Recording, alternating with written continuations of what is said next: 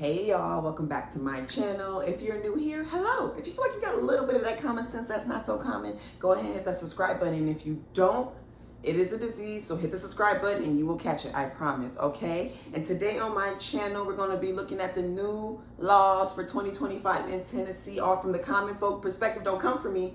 Okay, I don't have any official law training. I don't have any official law degree. Okay, I get all my information from good old Dr. Google and then give it out to you guys with my opinion. But before we get any deeper, first and foremost, my name is Key and this is What's the Key.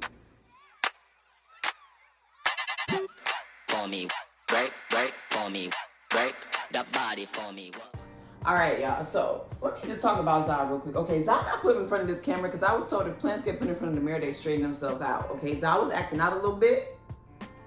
I put Zah in front of this camera. Y'all can't see from here, but he does have a couple. Y'all saw this new one grow. He does have a couple new branches coming in, okay? But I'm glad that Zah see that he on camera every week and he started to straighten himself up because he was acting out, all right? But anyway, let's get into the material, all right? As always, if you see me looking down, I'm looking at my notes, and any bell you're hearing is my cat City doing kitty things. So, new laws for Tennessee in 2025. Okay, we're gonna get into the first one. Is House Bill 1814. It's the Tenant Transparency Act. All right, and this was an all Democratic supported bill.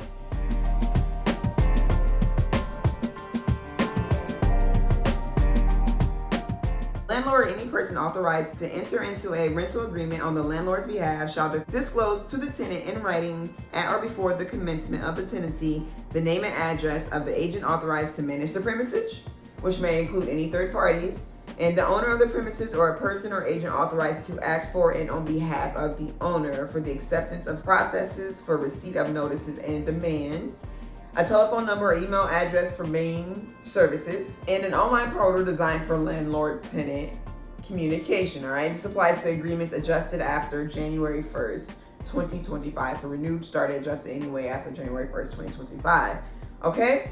I like this. I think they should even go a step further and say if a tenant uses a number and don't receive a response from that in communication within a certain amount of time, that number should be deemed dead and you must provide a new form of communication to the tenant.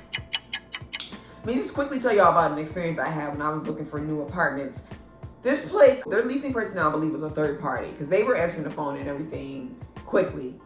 Trying to call the actual building and getting answer. When I say I called that place for like 2 weeks, never once did I have a response. Never once did they respond to any of the calls, any of the voicemails, and anything. And I was just trying to ask a question about the building. I think if they don't respond after a certain amount of times, that number should be deemed dead. They should be able to report it to the state, and they must provide a new form of communication. Because baby, when I say ain't no way, if they're not answering the phone, I know they're not answering the phone for tenants. And then when I read the reviews, that was the biggest complaint. Nobody answers the fucking phone. Who wants to live in a place where we're paying you money every month and you can't get in contact with somebody to tell them something's going wrong? What's crazy is that place costs more than the place I'm at now.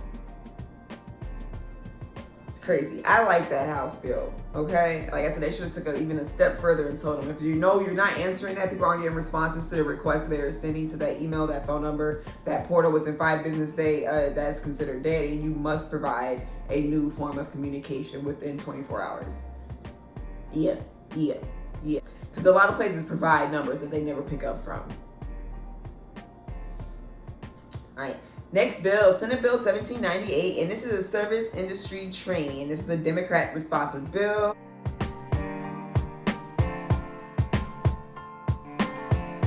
And 1 year prior to submission of application, they must complete a program that includes 3.5 hours of training, and in that training, it must consist of the role alcohol plays in sexual assault and harassment, patron safety and bystander intervention, and recognizing roles of drugs in assault and ways to prevent any type of drugging in the establishment. Y'all know, dropping it into people's cups and things like that. Right now, women are coming up with all these devices such as the fingernail polish that changes colors, or the hair scrunchie that now turns into the cover for a cup. So not only your straw can fit through, or we're holding our hands over the cup when we drink out of it to make sure nobody's trying to put anything on it, or even even deeper, women are just starting to bring their own flask into places so they know for sure that this drink is safe because it's theirs and it's on them. And you can't put nothing in a little flask hole. So it goes straight to your mouth and it gets covered.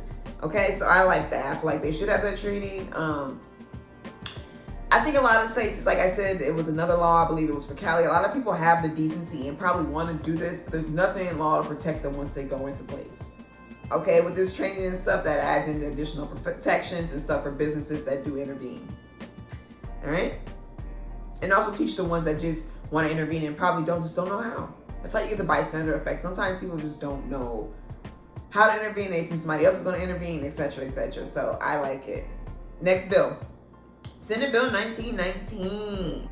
And this bill was sponsored by Democrats on the Senate bill side, but on the House bill side, it was 3 Democrats and 2 Republicans on this bill, okay?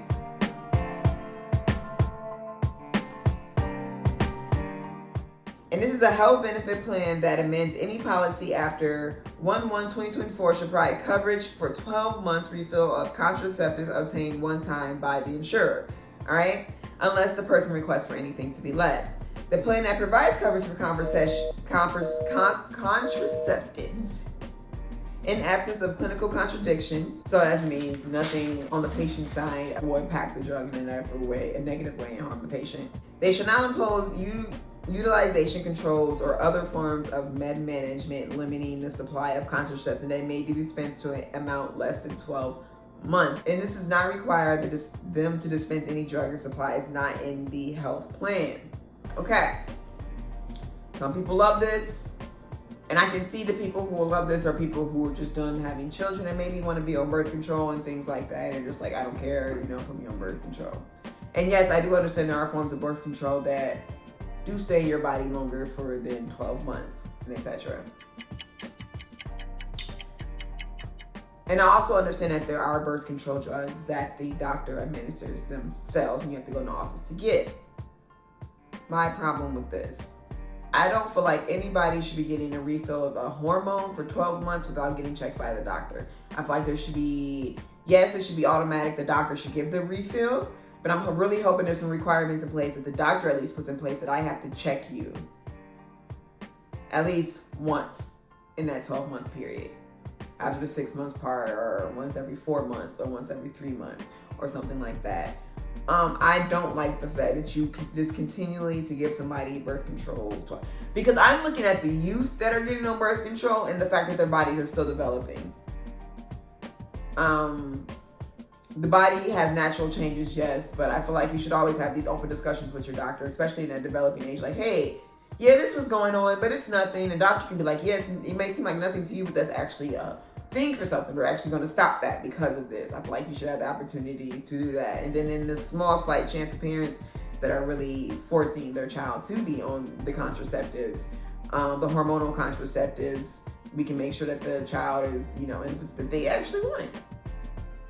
They're not being bullied into it. They're not, being forced to take something that's not making them feel good. I just feel like, at least for protection for minors taking contraceptive, they need to be checked. I feel like you should want to be checked. Yeah. That's the only problem, but that's just my personal opinion. In fact, I can't make anything change about it.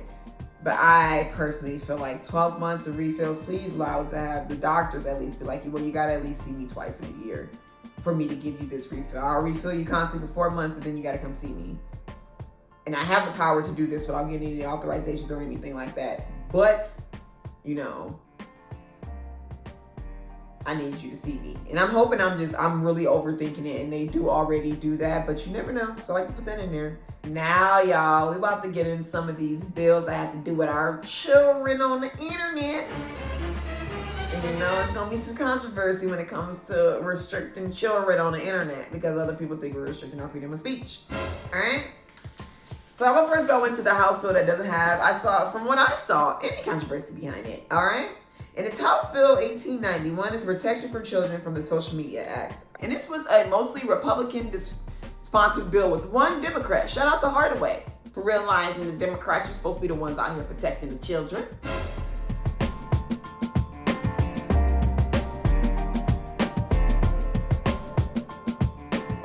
But the conservative values say that makes sense that they're protecting the children from the internet, all right?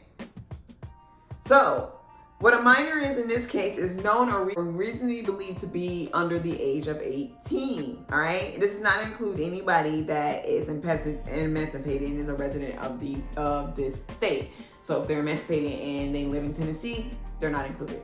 This does not include interactive gaming or educational material, a broadband internet service or an email service, an internet service app or website that consists of primarily of content that is not generated by account holders.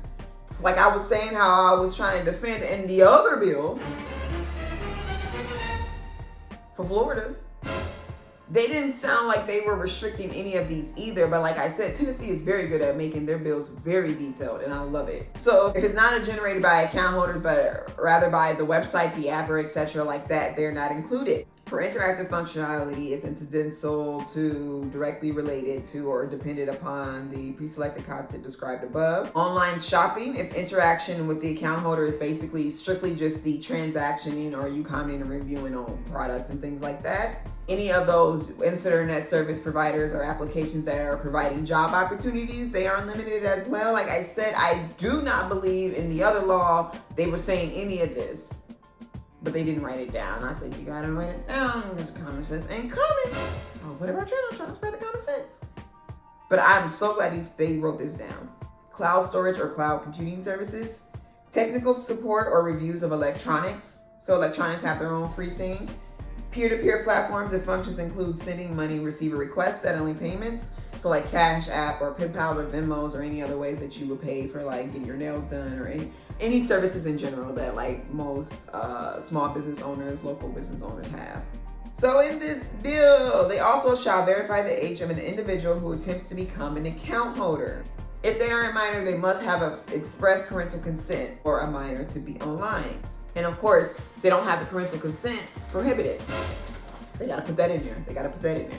Once the account is created, they don't have to go for that parental consent again unless the parental revokes the consent in any type of way. And you have to allow the parents a way to revoke the consent and also give them ways to set daily limits and other just restrictions to allow the child to be off the app when the child, mother or parent wants them to be off the app. They can't retain any verifying info that the parent used to get the account set up. All right, for the enforcement, so if the Attorney General and the reporter believes that the social media account is engaging, has engaged, or will be engaging in any of the prohibited things above, and the proceedings will be in the public's interest, they can conduct an investigation and bring action to them and may recover any penalties and etc. they see fit.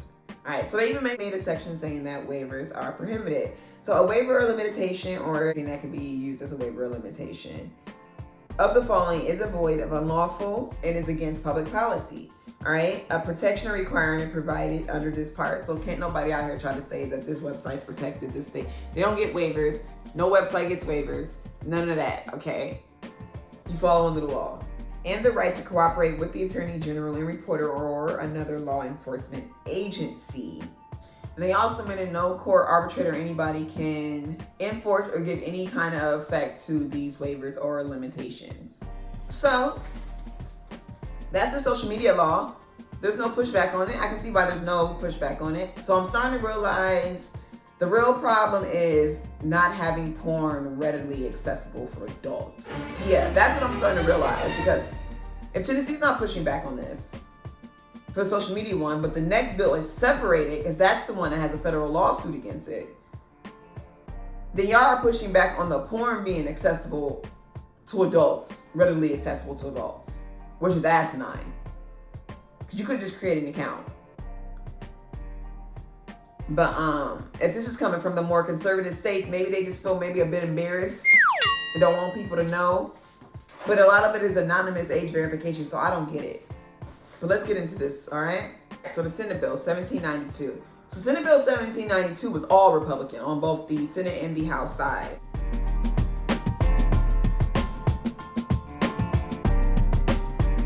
This is called the Protecting the Tennessee Minors Act. And for this act, the definition of content that is harmful to minors means text, audio, imagery, or video, the average person applying contemporary community standards and taking the material as a whole and with respect to minors of any age would find sexually explicit and harmful or inappropriate for minors, or designed to appeal or to pander to the prudent interests. Or text, audio, imagery, or video that exploits, is devoted to, or principally consists of an actual simulated or animated display of depiction of any of the following: pubic hair, vulva, vagina, penis, testicles, anus, or nipple of the human body, or a fictitious character body included. Okay, so the cartoons and stuff like that, they're included too. Or the part of a fictitious character's body that is equivalent to the parts of the human body. So maybe it isn't boobs for them or nipples for them, but it would be the equivalent. If you saw it on a human body, it would be considered boobs, okay? Even though they don't have a head of a human or body of a human. This also includes touching, caressing, fondling, or other sexual stimulation of human nipples, breasts, buttocks, anuses, or genitals, or the equivalent parts for the fictitious character as well. Also sexual intercourse, masturbation, sodomy, bestiality, oral, and flagellation, and other functions. Y'all know what they mean. Don't make them get too much more specific. I feel like I shouldn't be saying all this. All right. So when the website or anything is taken as a whole, it lacks serious literary, artistic, political, or scientific value for minors. A minor is anyone under the age of 18 in this case. So they don't need to say under the 18 or believe they be 18 in this bill, like they're under the age of 18. Next definition for this. Reasonable age verification method includes the following means of establishing the age of a person attempting to view the content harmful to minors. All right? It cannot be something that is easily bypassed, like, are you 18 or older? Yes or no? Yes, and then you're in the website. That's too easy. You must provide a matching of a photo of the active user taken between the attempt to view the content harmful to minors using the device by which the attempt to view is being made, to the photo on a valid form of ID issued by the U.S., or have a commercially reasonable method relying on public or private transactional data to verify age is at least 18 to access the info. An entity or individual that publishes or distributes in this state a website that contains a substantial portion of content, which substantial portion is 33.3%, is liable if the individual entity does not verify the age of each active user, verify the age of people attempting to access the site again after verifying the age, and they also are wanting them to do this every 60 minutes. Yeah. A site owner, entity, or third party that executes a required age verification method shall retain at least 7 years of historical anonymized age verification data and not retain any personally identifying info at the active user after access is granted. Which is why I don't understand the pushback, but we'll get to the controversy in a second, all right? They're liable for damages if the minor accesses the website and if they knowingly retain any personally identifiable information after the adult has gave it to them and they have been verified and allowed into the site. This includes court costs and other reasonable attorney fees as well. Now, this does not apply to bona fide news or public interest broadcast, a website video report or event, and does not affect the rights of any news gathering organization, okay? An internet service provider or its affiliate, sub, search engine, or cloud services provider does not violate solely providing access and connections to a website for info by content or anything not under their control. So Google, Yahoo, I don't even know if some of these search engines still exist. They don't get in trouble just because they provide people and access a link to the website, okay? That doesn't mean that they need an age verification. They're just providing a link. That website itself should be providing a blockage to allow anybody in. As long as they're not responsible for creating that content, which in most cases they're not. It's not a violation to distribute, sell, display, or expose materials, the distribution, sell, display, or exposure of which otherwise permitted. Okay, so I'm guessing they maybe like the toys and stuff on websites and things like that. Because that's the only thing I can think of for that. It's like sex stores and toys and things like that. Maybe not limited to those websites. Educational websites, and so maybe that's what they're talking about. Not sure on that one, all right? And the violation of the age verification and retaining info is considered a Class C felony. And then last, the Attorney General importer may bring action against the violator, okay? That is a very short I don't know if it seems short because the law that we had before combined both social media and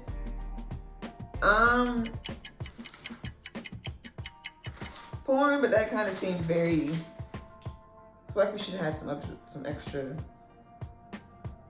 detail in there. But we get it. We get what they mean. Basically, it's the porn sites. Okay, they don't want minors to have access to it. They want you to be able to have ID verification in order to access the website. Now, they don't say anything about if you create an account, which I think if you create an account, you shouldn't have to keep constantly going through the age verification process. Now, I do think you should have to re-log in back into the account every single time.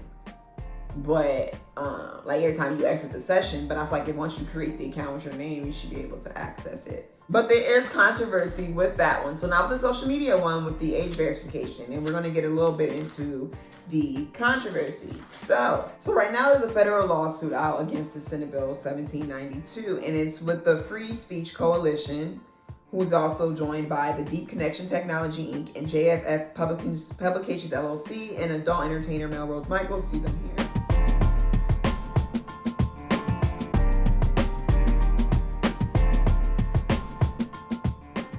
Okay, and they said this runs afoul of the First and 14th Amendments as well as the Supremacy Clause of the U.S. Constitution. They don't like that they have to be verified every 60 minutes.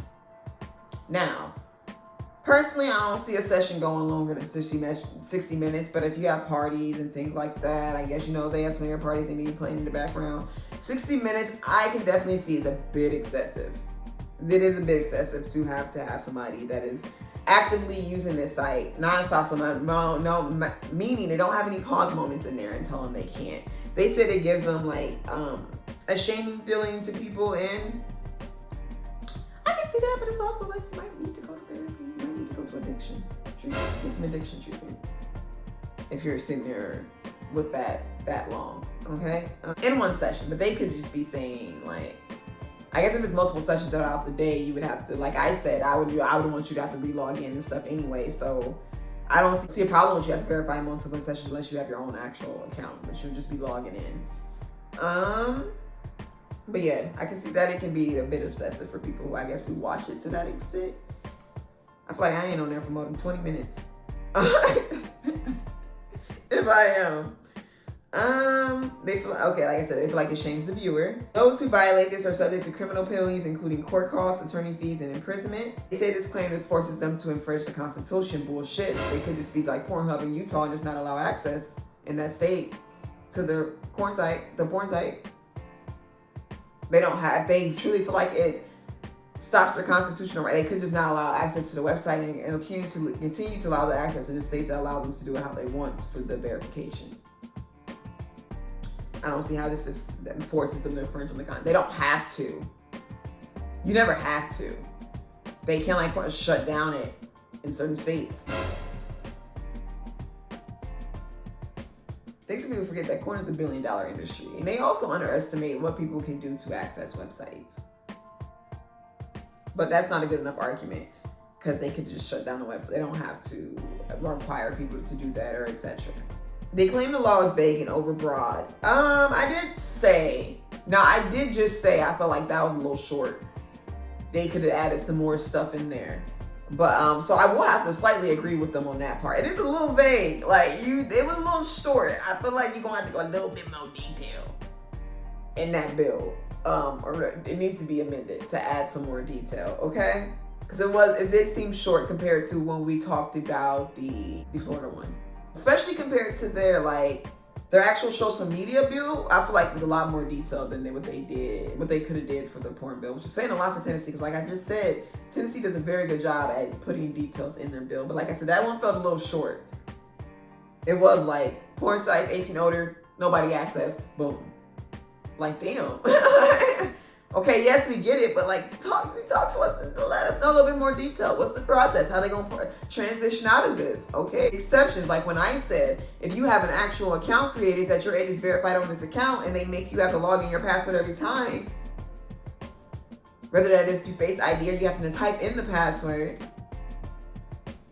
that I don't see the need for you to have to re-verify every 60 minutes. And I did say 60 minutes is obsessive if the person is still scrolling and actively on that site and hasn't had to pause in that 60 minutes. So I just feel like that they do need to add a little bit more detail in that law. They do. But overall, with the law, I still think it's a good law to have. They say it's riddled with vague words, phrases, and requirements. And they did say that Microsoft and Apple already include a parental control feature straight out of the box. Great. I'm so happy you know about the kids with a lot of money and the families with a lot of money. Let me bring you into the lower socioeconomic world where everybody's sharing one laptop or one computer, including the parents and the children and the older and the youngers. Or they're sharing that one tablet. Some parents don't want to set up parental controls on their own main computer if they know their child's only using it for schoolwork or to be on it for a couple hours a day because they're allowed on social media and etc.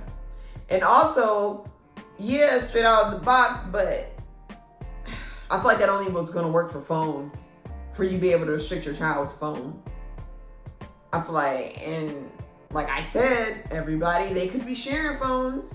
I know I remember being in middle school and a girl, their house phone was actually a cell phone, so she took the house phone every day to school.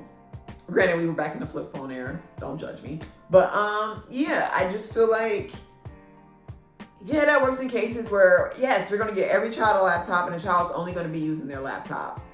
But I don't know. Do they put parental controls on library computers? You know? Like I said, you should... Why even make the parents do all that when we could just make the law and make the harmful sites, which would be a smaller group of people, just block their access to minors? Because even with the parental consent, now you got to worry about, Mom, this is blocked, this shouldn't even be blocked, and this is,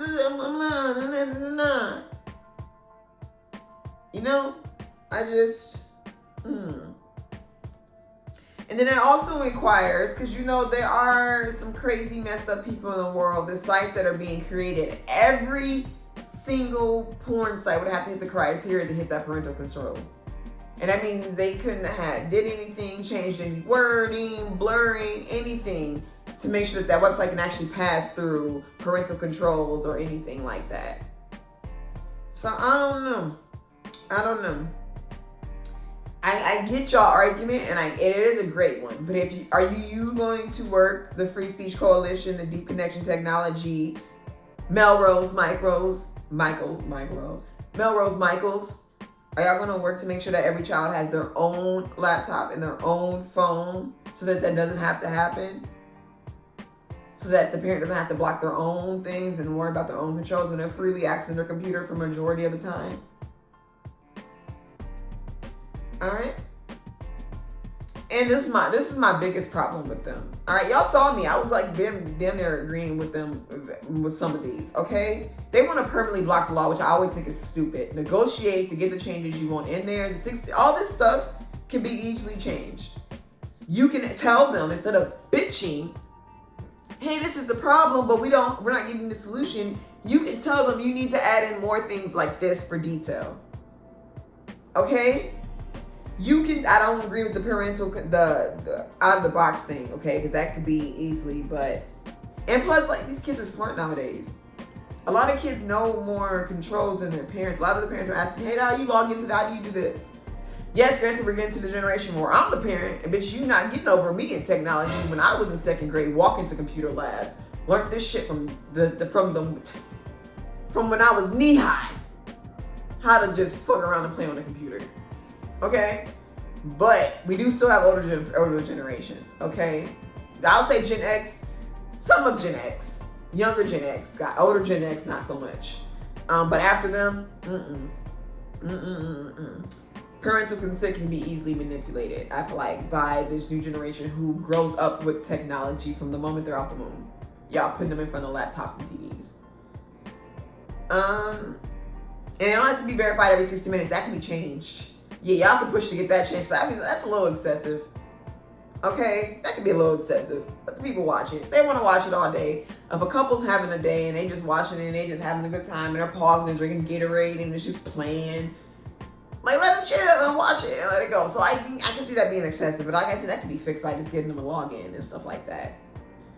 or just checking the activeness of the person on the site and say like, hey, you haven't been active for 2 minutes. This will be logged out. You will have to re-verify in the next 2 minutes if you don't touch the screen, you know? And that stops, you know, from children from getting on the phone and being able to just, you know, access it. So you know how to stop giving children your damn passcode. But I don't like the fact that they're saying criminally block the law. Why? For what? It's still a good law to have. Just work with them and say, hey, y'all ain't the brightest when y'all wrote this. Let me help y'all tweak this a bit. But to say to block the law, it makes me look like you were just a grown adult. The Free Coalition, all of you, deep to technology. Melrose, all of you are just grown adults who want children to be able to see porn. For what? As somebody who doesn't even watch it that often, I would not care about having to create an account that I have to dust off and use when I use. Like, what is the big deal? And then we already have third-party sites such as like ID Me, who most people have. And this is what I was saying on the thing. Most people already have this for any other reason that already has your verification. Just log in with your ID Me. I don't understand the pushback on porn laws. And there was a Democrat that actually, who was, you know, they weren't writing on the bill, but you know, they didn't fight it. So clearly they were okay with it. But who was saying, we don't allow them in real life to access the stores that are 18 and older and etc. like that freely. They'll be blocked and stopped at the door. So online, although it's new, we still have to have the same accesses that we block in real life on the internet. That's why we have all the problems we have now, is because children were growing up and we started being exposed to things that can easily be blocked by parents in person, but parents didn't have any power to block it online. And yes, we have the parental consent straight out of the box, etc., etc. But like I said, lower socioeconomic. Maybe they only have one computer for the whole family. Maybe the parents are just working all the time. Maybe the parents are busy. Maybe the parents are just not adverse with the technology like that, so they're just not paying attention. Help parents give that extra barrier. It takes a village to raise a child. You need to be part of the village. All right? But y'all, that brings us to the end of the video. Don't forget to give this video a thumbs up if you liked everything I was saying. Or, you know, you can dislike it if you don't. I'm okay with that too. But hey, if you dislike it, put it in the comments why you dislike it. Don't just dislike it and leave me hanging like, well, damn, what did I say wrong? What did I do? Like, you know. But I do, though, my main reason for this channel, I know a lot of people get on YouTube for monetization, but I like conversation. I like intellectual conversation. I like for everybody to have a discussion instead of arguing. Okay, I want to be able to contribute. I mean, yeah, I'm gonna sound a little biased with my own opinions and things like that, but a neutral enough channel that both sides can like comment and be like, but this is going on. And then they can do it respectfully, not in the way that you're trying to treat somebody like they're stupid because they have their own personal opinions and ways of wanting to do things. You know? Like I said, y'all, that's it. That's all I got on this video. Go ahead and give it a thumbs up. What do you think with these laws? I do kind of agree with the little vagueness and stuff of the porn law. It was a little vague and a little short. I'm just saying, don't comment. It's a little short.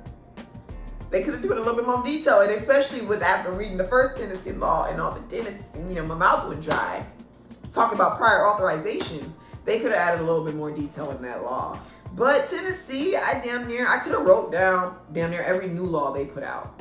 They had a Tennessee wellness law that was allowed it more protection for physicians and their therapists that they go to. Apparently there was a loophole that didn't allow the physicians to have confidentiality with their therapists, but it helps protect them against burnout and work fatigue and things like that and not be penalized against it. They had one where graduate physicians could start working after a certain amount of steps were completed and before they received their actual hours and stuff like that, as long as it's collaborative with a licensed professional. But yeah, Tennessee had a lot of good laws going into place at Tennessee. And Tennessee, I believe, is red. But I did stay in Tennessee for a while, but I had the mindset to get out. But that is one state I would probably have no problem going back to. Well, racist. Might have to slap back here if you can. But they almost don't even try it. They silently may have their things, their flags and stuff, but they don't try it. It's enough people that'll backhand you in Tennessee, I guarantee. Tennessee is a very They definitely start off that line of Southern hospitality. I love the people that I met in Tennessee. And the one person I didn't wasn't even from Tennessee, so it didn't even matter. But y'all, I'm rambling. I'm really y'all in my life. Get out of my personal business, okay? But that's it. I'll talk to y'all later. Bye. For me, break, for me, break the body for me.